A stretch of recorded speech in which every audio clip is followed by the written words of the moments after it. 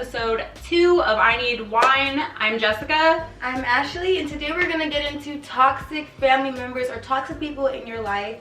But before we jump into that, let's grab some wine. Let's grab some wine. What are we drinking today? Today we're drinking California Roots Sangria, something we can pronounce. From Target. Let me smell it. It smells like Sangria? Grapes. I think there's definitely grapes in here. I think there's definitely grapes in there. Tell me when is when. Oh yes, grapes. Definitely grapes. That shit was cheap, like super cheap. Okay, wait, I smell fruit roll-up. There's fruit and grapes. Well, grapes is fruit. Smell this and tell me you don't smell fruit roll-up. You don't smell fruit roll-up? Be honest, 100% honest. You know how they swirl it? The connoisseurs? Have you been wine tasting? I swear there's like a hint of fruit roll-up in here. Or gush. Bruh. One or the other. Toxic family relationships. Alright, back on track, yes. So a bunch of people submitted. Thank you to everybody who sent us DMs. Like, we tried to read through them all. And instead of like going through them individually, there was a lot of stories of your guys' stories that were similar. So we kind of grouped them together and we're gonna kind of talk about them like that. So the first one is parents who disapprove of your spouse because of their race. There was a lot of those, unfortunately. That's sad. Like in now times, like That's sad. really sad, but there was a lot. You know what though? A lot of people always like, you're dating a white guy? Wow. People always say that to me about Bard. I'm like, first of all, he's not white. Half. He's not white, but he's not white. But yeah. so it's not like, even if he was, I wouldn't be like, oh yeah. Yeah, I'm like so that. It's embarrassed. just like, so my first boyfriend was white, and his name was Preston, and I loved him with all of my heart. With all and his sister Iris and I were really good friends. If you guys ever watch this, hi, like how are you? Stay COVID free, and yeah, Preston was the love of my life in kindergarten, or like the first grade. And I didn't care that he was white. Like it never Yeah. to me was like, oh. It was never even an issue. Yeah, but unfortunately, like so many of your guys' DMs were like that my parents had so many problems, and like a lot of you guys had like got pregnant really early, like unplanned and stuff like that, and they probably didn't even know your boyfriend, I'm assuming, at the time. So you kind of had to like come in and tell them, hey, mom, I'm pregnant. Right. And it's by so-and-so that they didn't approve of, and like that kind of, like a lot of girls were telling me that like it ruined their pregnancy. They were so depressed. They couldn't like have their boyfriend or whoever their baby's dad be like a part of anything, because a lot of them were like under 18. But is that because of the race? Yeah, like I mean, I think the issue is like a lot of them, the parents didn't like say like, I don't want him here because he's black, or I don't want him here because he's white, I don't want him here because he's Mexican, but like they very much insinuated, and I think the kids kind of knew that that's how their parents were, so they were like, I know this is why, because there'd be no other reason, because they haven't even met the guy. So I don't want him here because, I mean, my advice in a situation like that, and I'm no Dr. Phil, but like my advice in a situation like that would be that your parent is the wrong one, your parent is the ignorant one if they are disapproving of your loved one or the person that you want to bring into your life because of race. I mean, we've come so far as a people to not be looking at the next person because of their race. Everyone has, you know, you can meet a white person that was raised in the South and doesn't identify with white people from, you know, the Ritz white people. So, you know, it's about who you come from, where you were, your upbringing, what, you know, morals and type of integrity you have about you as a person. It doesn't have anything to do with your color. But the unfortunate part is some people can't see past that, especially if you have parents who you know, come from a time and a place, or parents who also are kind of racist. Right. And I don't even think some of them even know it. Like they don't even realize what they're doing. You can't teach an old dog new tricks situation. Like they're set in their ways, but it's up to you to be the difference in that family. It's up to you to break that cycle if that's how you feel about the situation. And I would say just like stand your ground. Yeah. And make them kind of deal with it. Like, and I know it's hard for a lot of you that probably were underage and like, oh my God, my parents take care of me. Like, what are they gonna do? They make the rules and I really can't do anything about it. But I would hope that you would stay strong and like, I don't would say care. stay strong, but also I would say I was a rebellious teen, and I'm gonna say this. No relationship that you are in right now is probably going to sweep you off of your feet and take you from your parents' house regardless if you're underage. Yeah. So my advice would be to teeter on the edge of not getting kicked out and standing your ground. You know, maybe don't flaunt it in their face, but definitely stand true to who you are inside yourself and don't waver on the fact that you are not the wrong one in the situation.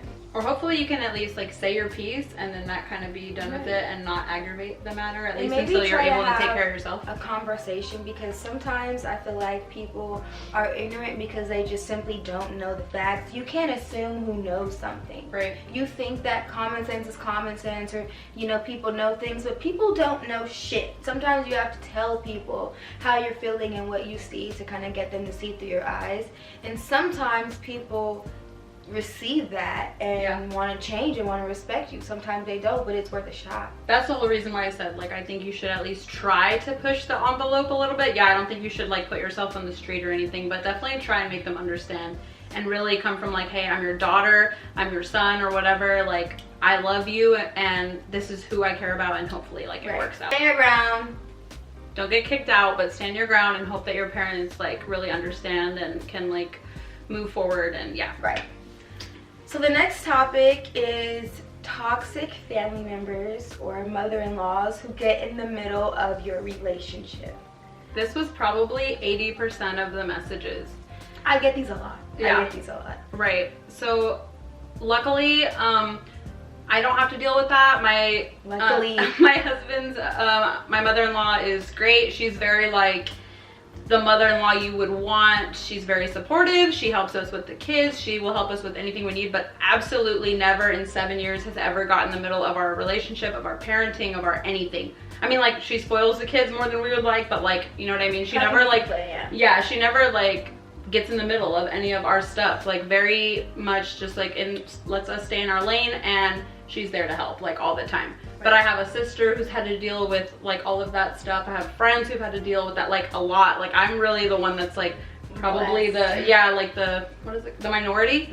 But if I did, I would just hope that my husband has the courage to like stick up for me and just really know that like me and his children, the family that we've built, is gonna come first every single time. Doesn't matter. And don't get me wrong, if I'm wrong and I'm disrespectful and I'm the problem, I would hope that he would stand up and tell me, no babe, you're wrong.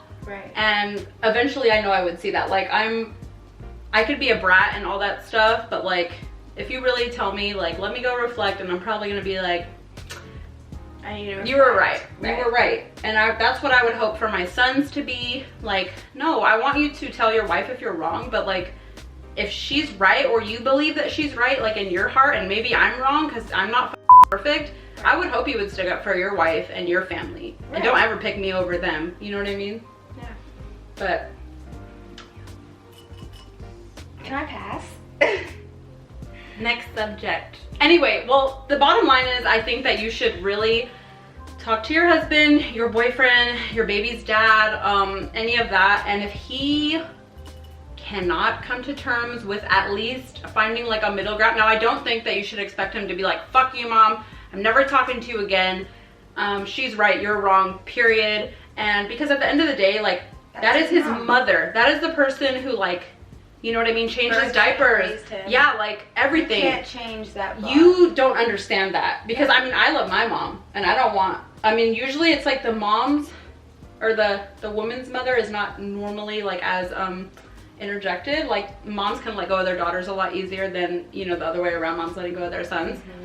But I think if you really like sit down with him and try and make him understand, and he can't even come to a middle ground, that might be like a deal breaker. And I think that's why a lot of people in the DMs were like, it broke us apart, because he couldn't come to that. And at the end of the day, like, this is the family that he chose to create. And I think that I don't know. Y'all see me go through it, but here's what I've learned. Sometimes things aren't about us. Sometimes things are bigger than us. And sometimes there's a storm brewing long before you even hit the streets. You know what I'm saying? Like, sometimes that volcano's already bubbling over. You know what I'm saying? Like, she was gonna hate you no matter who you were. Sometimes that's the case. Sometimes the mother and the son have deeper issues, and it's just the wound is just like, you know, scratched because now you're introducing a new party whom you demand respect for and you have all this love for, but you know there are prior issues that, you know, us as the woman coming to the situation don't even know about. Yeah. But then that you start to notice and point out, and he's like, hold on, like, that's not normal. You mean maybe, yeah, like, I think that sometimes the eye opening that the new women do is the problem that the mother has. Yeah. That he's starting to see, oh, I don't think you were as perfect as I thought you were. And I also think that, you know, from my end, from my own situation, I'm a very vocal person. I was bullied back in the day, so now I just feel like, you're not going to bully me. I'm going to say what the fuck I want to say. I don't care who you are on this earth. Yeah. But sometimes it's okay to say, I know who I am. I know what I'm not going to deal with, and I'm going to separate myself. So instead of letting it tear apart you and your person, because I guarantee you that no mother-in-law, no mother, no brother, no sister is losing sleep at night. Only you guys. Only you guys are fighting. Only you guys. Right. So at the end of the day, you have to look at your husband and say, or your man and say, listen, those are not my type of folk. I don't them type of people. So I'm going to keep it cute and just know that I need my distance. Like, for me, I don't have issue entertaining and keeping it cute and keeping it fun and light, but I feel like the situation's gotten better with me once I realized everything's not about me. I don't need to be included in every type of situation or every conversation, every decision. And by letting him really take the reins on it, it's taking the responsibility and the blame off of me, because I don't even deal that often. You know, and that's maybe like the conversation how I was saying that you should have with your man. That might be what it is, and it might not be exactly what you want it to be. You might not tell off, and that's like, you shouldn't really. But also, you as a woman shouldn't feel like you have the power to tell a man to choose him or his mom. Yeah. Because I've never done that to Bar, regardless of what it seems like. And if he ever said you were my mom or me, I would be like, nigga, bye. Yeah. So quick. So at the end of the day, you know, you can't cause that divide. It does no justice for you to cause a divide, because that's her son and he's gonna gravitate back to his mother regardless of what you say. And you don't want that kind of resentment. Right. So what you do is you keep it cute, you keep it supportive, you keep it light, you keep it classy, and you keep it extremely brief and extremely short. Right. That way your patience isn't worn thin by dealing with it and having to smile and grin. Everyone's patience isn't worn thin, and everyone knows exactly where people stand. If they don't like you, they should be okay with you taking a back seat anyways. And then there's nobody to blame. There's nobody being disrespectful. Sometimes it's best to know when to just back the up. And it's hard. It's hard, because you guys you're saw an me Aries, go through like, it. Yeah. It's hard to shut your mouth. I just had to back the fuck up. Because you know what I realized? At the end of the day, I'm going to be with this man regardless. What can anybody do? That's going to be his mom. What can anybody do? I don't feel like always fighting, always going through everything that comes through being physical and fighting online and all this shit with somebody's mama. Like, I got shit to do. I'm trying to be a nurse. I can't even be exhibiting this type of behavior. So at the end of the day, I had to clean my shit up and just say, you know what? Some shit isn't about me, and I was just the icing on the cake to break the camel's fucking back. Do you get what I'm saying? Like, I was just the last straw in the situation, but in the grand scheme of things, it's so much bigger than me. And I think, like, when the blessing comes in and everything, like, the peace starts to come, is when, like, the wife or the girlfriend realizes that, and hopefully the mother also realizes that, and then it kind of just... And it's not like you guys have to be best friends, but like, you don't. How much happier your man is when you guys can both like just like put your egos aside and everything is probably like.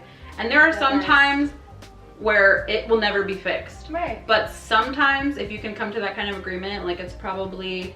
But I would say, don't take any disrespect. But also keep in mind about how you demand your respect, because sometimes the way you demand respect only causes more disrespect. Yeah.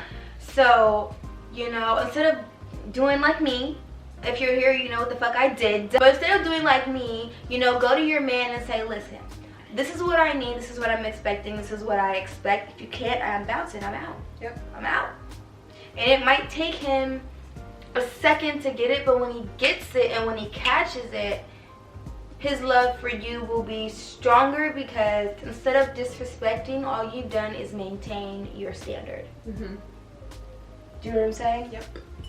And so that puts you in good graces, because you don't make yourself look bad, you don't get yourself upset, you don't get in riffraff and drama.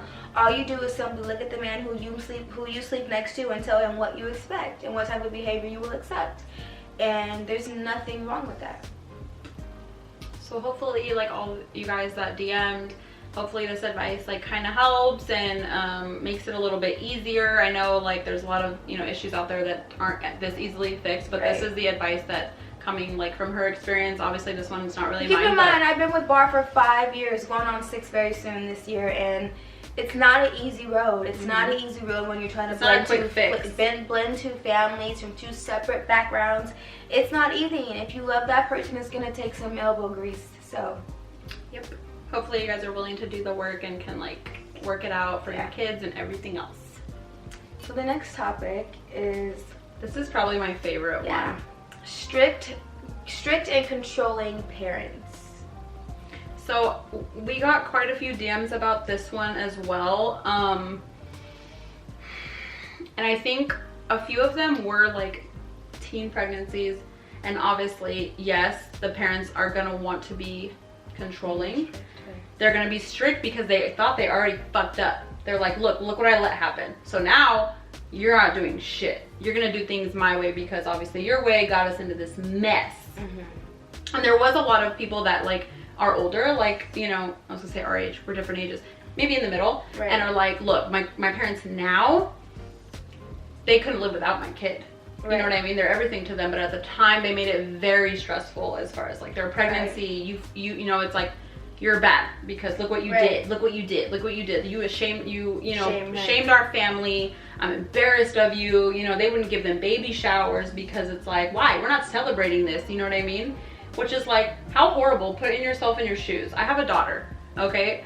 I couldn't imagine, and I was a little girl at one point, and if I got pregnant at 16 years old, oh my God, I would hope that my mom, now not that I'd say that she'd be like, woo, we're so excited, this is the best thing ever, right, but like, be supportive, like even like, okay, throwing a little baby shower, now I understand, throwing like a whole thing, and I understand like it's hard for that's a hard pill for the parent to swallow, because in a sense you do feel like, maybe I messed up, why didn't I talk to them more? Because a lot of the parents don't even talk to their kids about sex. Like, they don't, you know, they're not like open like that, so maybe they start to feel guilty about where they messed up. And I think that's where a lot of the like the projecting, like they're upset at themselves and they're projecting it onto the kid, but they don't realize what they're doing to that kid who is already like, I'm 16, I'm about to be a mother, and my mother is making me feel like shit. So what age did you have your first kid?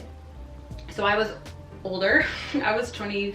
I was 25. Okay. So let me play devil's advocate, being that I was a young mom.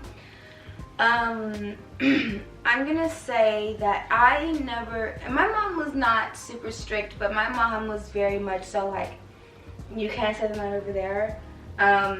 You can't go to their house. You don't, you know, they can't drop you off anywhere. You can't take the bus. I'll drop you off. She was very strict in that way, and at the time I couldn't understand where she was coming from. It seemed like, you're hating on me, like, you don't want to have fun. You don't want me to be the baddest to ever walk this fucking planet. You know what I'm saying? But at the same token, when I got to be a mom, I started watching the news, looking at headlines, and being like, wow, that little girl was walking to school and she's missing.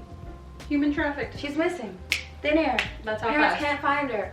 Or damn, that girl went on a date and that nigga chopped her up, put her in the trunk, drove her across town to the park. Now they found her car, bloody footprints. It's a goddamn corkscrew in the glove compartment. It's a whole episode of Force 48. Yeah. And it happens like that. It happens in an instant. And honestly, sometimes we think our parents are hating, don't want us to be great.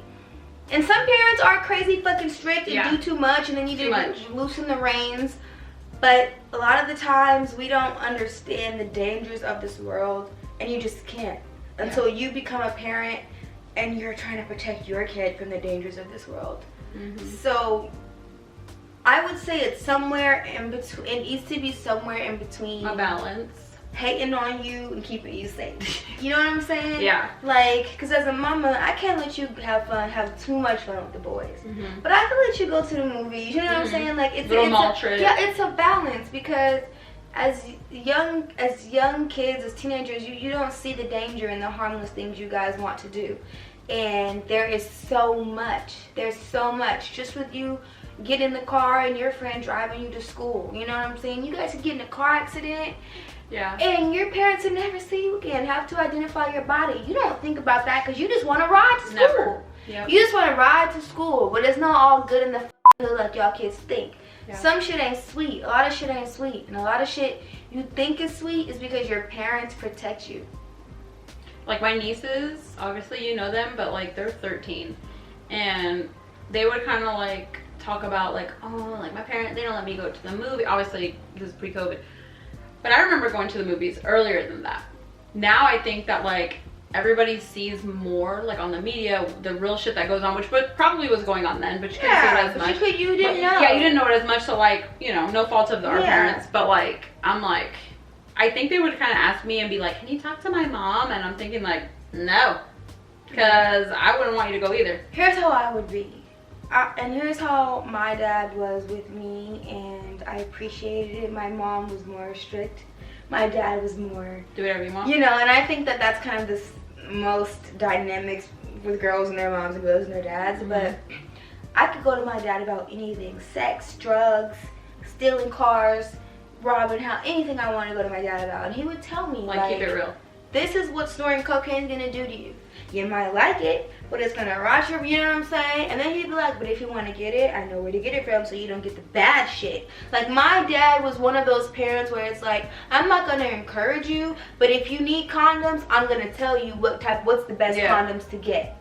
He wasn't like, yeah, go have sex. Right. But if I came to him and let him know that that's because, here's my dad. My dad felt like, you're gonna do it anyway. Yeah. It's just a matter of how much I know. And I would rather be all the way in your business than be so far out that I don't know what the fuck you're out there doing. And then you bring it back to me and I'm like, whoa, I don't even know my own kid. Yeah. So I always, what the f are you doing?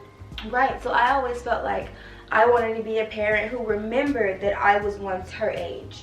I was once 13, 14, boy crazy, wanted to wear tight jeans. I was once all of that, so I don't want to forget that and then raise her as if I never went through or had the feelings and emotions that she has, because that's how you create a sneaky ass kid. If you're not willing to give your kid the 100, they're going to get it from a friend who's gonna be like, yeah, bitch, just go get a plan B. You don't even need no birth control. And then she's in a situation trying to get a co-hanger abortion. So and you're gonna like raise professional liars. Like they're gonna get so good at it. And the fact of the matter nowadays is like, I could think I'm as smart as I want, which I feel like I'm smart, but like my kids are gonna know more about all that you did technology that your parents don't know about. Right, like I was you did so much. In my time, I was in AIM chat rooms. My parents didn't know what the fucking AIM chat room was. I probably was talking to like crazy old dudes that were saying they were 14 and they were 60. Old grandpas. You know what I mean? But now it's like there's probably people on Snapchat. They're fucking talking to your daughters on Instagram. They're 50. They're gross. They're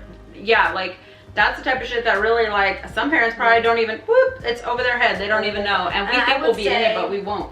The best advice that I have to a parent is not to be blind to the temptations of the time.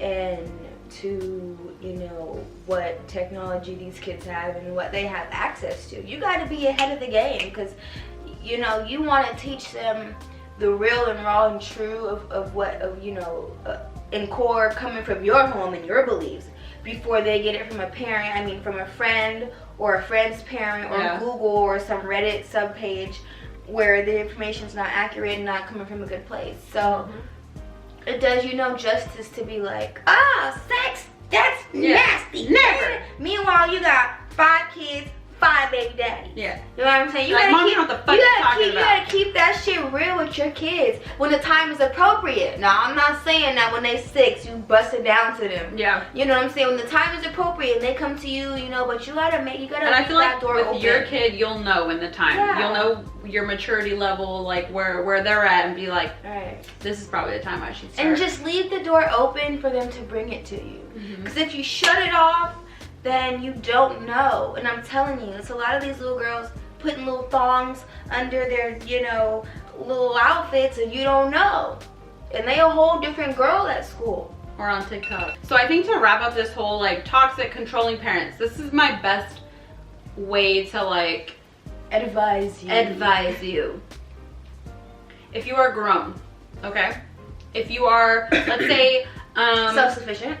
Yeah, you're on your own, okay? You have a family, you're 30 years old, 25 years old, you live in your own house, you have all the... you don't need your parents you have the hindsight, okay, that you were missing when you were 15, 17, and you felt all the pain, all the everything, right? Because I can look back at my parents and think you did everything wrong. Right. Now I'm 30 and be like, hold on. Right. No, you didn't. Right. So I think if you're grown and you can now look back and say, I understand. Now, whether it was right, it might be wrong still, okay? But if you can understand at least a little bit, say, look, I look at my kid and I'd be like, I know why my mom was so psychotic, because she was overworked. My dad was this, you know, she had to deal with everybody. She had 2 kids. She had to do it on her own. And now I understand why she was the way she was. Or I look at my dad and I say, look, he wasn't perfect. He wasn't this, he wasn't that, but he had his own issues that had nothing to do with me. But he was there, which is more than I could say for most dads. Now, if you could say that, I think you should maybe go to counseling, but like, get it, let it go.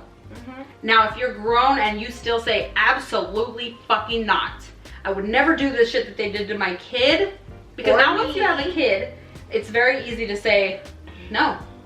Yeah. Or it's easy to say, yeah, I understand, I do. I yell at my kids, I do this, I do that, I do the wrong shit. But if it's the stuff where you're like, absolutely not, or if even opens your eyes more, where it'd be like, oh my god, hell no. Still probably get counseling and hold your ground. Like, hold your ground there, because you're grown up now. You don't need them for anything. You don't accept abuse. And I think you should say your piece. You should tell your parents how you feel, and if that breaks up that relationship.